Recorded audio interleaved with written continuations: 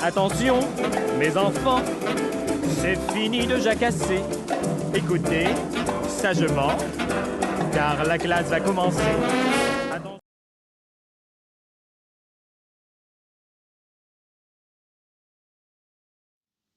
Salut, c'est Laura.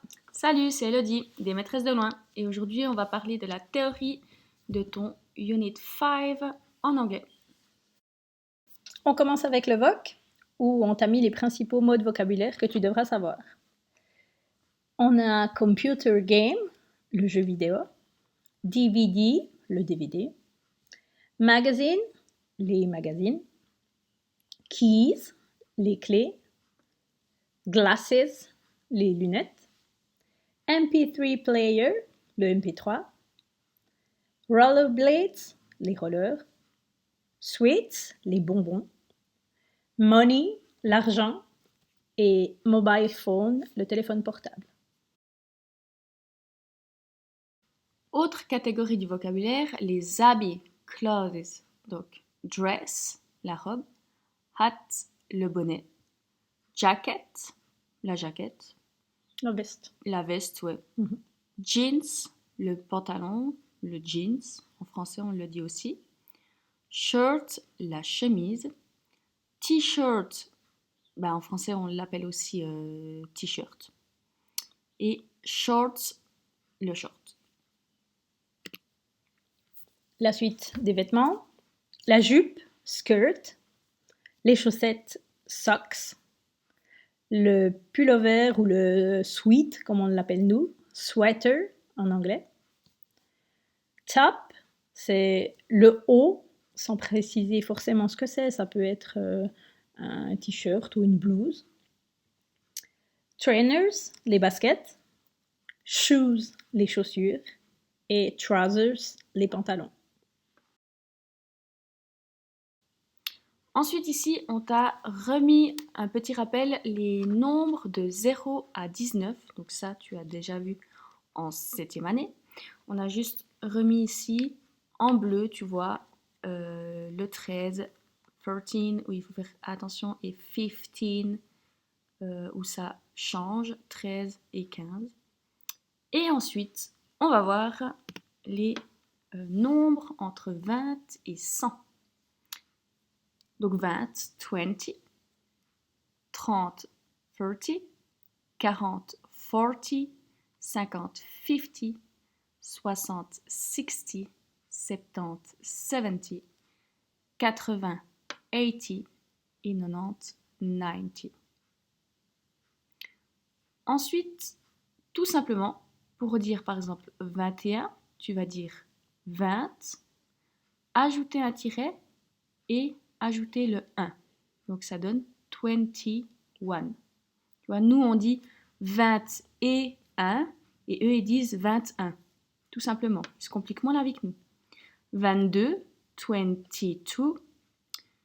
Et on t'a mis plusieurs autres exemples. Donc tu vois, ce sera toujours la même chose. C'est vraiment la dizaine. C'est la dizaine, un tiret et l'unité que tu ajoutes. Passons maintenant aux centaines. Donc 100 se dit 100. En fait, 100, c'est la centaine. Donc, on va simplement ajouter ici le nombre de centaines qu'on veut en fait. Là, on a une fois 100. Ok, 100, 100. Donc 200, 200, 300, 300, etc. Ok? Et 1000 se dit 1000. Donc, nous 1000, ça se dit 1000 tout court, mais ici on dit en anglais un millier. Donc, 1000. 2000 se dirait en anglais, si on traduit mot pour mot, 2 milliers. Donc, 2000. C'est le même principe pour les centaines et les milliers, en fait. Exactement. Et ensuite, si on combine le tout, donc si on veut dire 101, on va dire 101. Ok, on ajoute simplement le and avant l'unité. 233, 233. Ok. Et maintenant, si on passe à des nombres plus grands que 1000, donc par exemple 1098, 1098, 2322, 2222. En fait, le and, on l'ajoute simplement avant la dernière partie. Donc ça peut être ici la partie des dizaines. Ok. Et puis ici également avant 22. Donc and 22. En fait, on le met uniquement avant les unités quand il n'y a pas de dizaines. Exactement.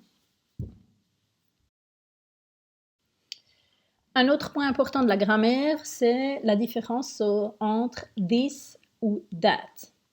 Donc, c'est comme en français, hein, c'est pas très compliqué. This, c'est ce qui va être proche de nous. Par exemple, ceci. En français, on va traduire ça par ceci. Et puis that, c'est ce qui va être éloigné de nous. Donc là, on est au singulier. L'exemple, c'est this is an apple. On voit que la pomme, elle est tout près. On la montre, elle est tout près. Et that is an apple, on la montre de loin. Donc, c'est ça en français. Et puis, au pluriel, this devient these. These are apples. Elles sont proches de nous. Et that, éloigné de nous, devient those. Those are apples. Maintenant, on va voir ensemble comment est-ce qu'on demande le prix de quelque chose. Ok. Donc, combien ça coûte, on dirait en français. En anglais, on traduit par how much. Ok. Donc, how much is this bag? Combien est ce sac? Donc là, on voit que le sac, il est tout proche. Donc, on utilise this bag. Et la réponse, it's 25 Swiss francs. Donc, il est 25 francs. 25 francs suisses, on précise. Ok. Un autre exemple au pluriel. Là, on a plusieurs sacs qui sont tout proches de nous. How much are these bags? Donc, combien coûtent ces sacs-là? They are 50 Swiss francs. Donc, ils sont 50 francs suisses. Ok. Si on parle d'un objet qui est loin de nous, how much is that rubber? Donc, la gomme, elle est loin, on ne peut pas la toucher, donc on va utiliser that. It's 2 euros. Elle coûte 2 euros. Ça coûte 2 euros. Et au pluriel, how much are those rubbers?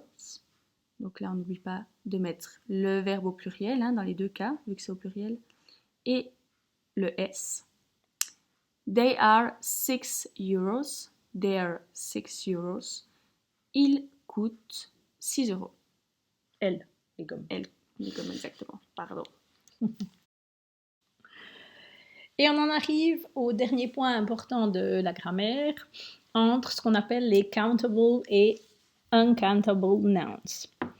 On a un peu la même chose en français, dans le sens où on pourrait traduire ce qui est countable par les choses qu'on peut compter. On a mis euro, sweets, les bonbons, key, la clé, etc. Et les uncountable, qu'on ne peut pas vraiment compter, qu'on ne peut pas estimer. On va dire de la musique, music en anglais. On va dire en français de la nourriture, food. On estime une quantité. Money, on dit aussi en français de l'argent, sans forcément savoir combien on en a précisément. Aussi milk, water, advice, etc., etc. Donc, vraiment la différence, c'est countable, c'est qu'on peut vraiment compter. Par exemple, si je prends l'exemple ici à gauche de egg, pour une recette, on saura si on devra mettre un œuf, 2 œufs, 3 œufs. Dans une autre recette, on va peut-être dire 1 cup of milk, donc une tasse de lait, comme les tasses, c'est pas en fonction de comment on va remplir la tasse, ce sera plus ou moins précis. Et on remplace ça en français par du ou de la. Mais on ne peut pas dire un lait. C'est pour ça qu'on n'arrive pas à compter. Exact. Et du coup, on reprend ici en fait countable et uncountable avec les couleurs. Et on va voir ensemble comment on traduit un peu de ou peu de. Donc en anglais, on dit some and any. Okay? Donc à la forme positive, si on dit j'ai besoin d'un peu de sucreries, de bonbons, on va utiliser some. I need some sweets. I want some water. Je veux un peu d'eau. Donc là, quand c'est positif, on utilise toujours some, un peu de. Je fais peut-être juste le lien de nouveau avec les countable et uncountable. Si on demande des sucreries, on va pouvoir compter combien de bonbons on va nous donner. Tandis que si on nous donne un verre d'eau, on ne va pas pouvoir mesurer la quantité exacte d'eau qu'il y a dans notre verre. Exact.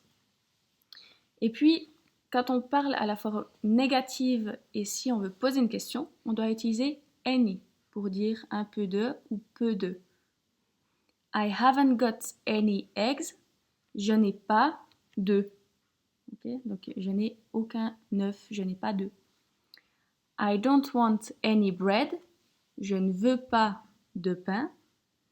Donc là, on va utiliser, quand c'est négatif, any. Et pour poser une question, on va également utiliser any. Have you got any euros? As-tu un peu d'euros? As-tu des euros? Do you want any advice? Est-ce que tu veux quelques conseils? D'accord? Ça peut aussi se traduire par quelques. Est-ce que tu veux quelques conseils? Est-ce que tu veux un peu de mes conseils?